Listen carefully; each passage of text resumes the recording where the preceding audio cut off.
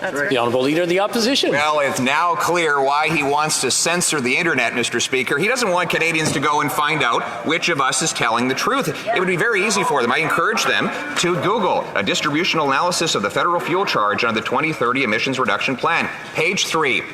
If you're out there watching, Google it now.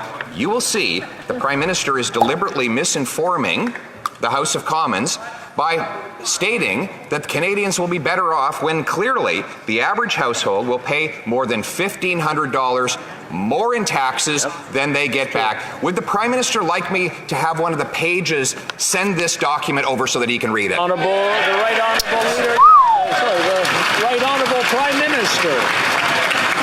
Mr. Speaker, the Conservative government would still choose, the Conservative opposition still chooses to contend that there is no cause to enact. The Conservative government. Everybody's going nuts because he said the Conservative government. Get used to it. Oh, yeah. Bye-bye.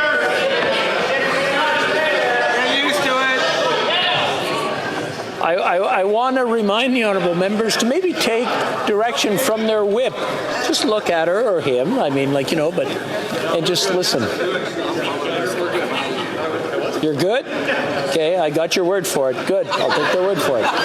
The Right Honourable Prime Minister from the top. Mr. Speaker, the Conservative Party of Canada continues to refuse to understand that you cannot have a plan for the future of the economy if you do not have a plan to fight climate change. They are continuing to choose to mislead Canadians, to confuse the issue, and to harm workers across this country. If Volkswagen chose to come to invest in Canada, if Rio Tinto is making investments in Canada, if ArcelorMittal is investing in Hamilton, these are things that are happening because of the leadership Canadians, Canadian government, Canadian workers are showing in tackling climate change and building a stronger future. The Honourable Leader of the Opposition. Mr. Speaker, he does not have an environmental plan. He has a tax plan. Since he brought in the carbon tax, he has not succeeded in reaching a single solitary emissions reduction target. That is because taxing people for something they have no choice but to use does not change the environment, Mr. Speaker. Canadians have to drive, they have to heat their homes, but this Prime Minister chooses to put the burden on the working class, 60% of whom will pay more in taxes than they get back in rebates, instead of putting it on himself. Why doesn't he cancel his hypocritical, high-flying lifestyle and the tax at the same time? Wow. Honourable Prime Minister. Mr. Speaker, the Leader of the Opposition has a significant task ahead of him in convincing Canadians over the next couple of years that it would be better for them if we didn't fight climate change, if we didn't show leadership on the environment, if we didn't show investments in cleaner technologies, convincing people in St. Thomas that it is a waste of money to be investing in the Volkswagen plant. These are the kinds of things that he's going to have to try and convince Canadians of, and all the fancy rhetoric he tries to use will not fool Canadians.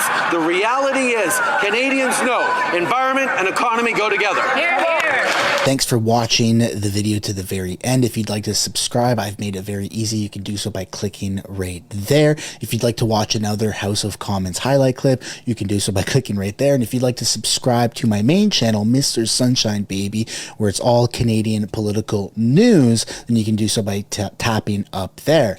Subscribing is absolutely free. There's a button down below that says subscribe. If you'd like to join and become a member and financially contribute, you could do so as well. Thank you so much for watching this video.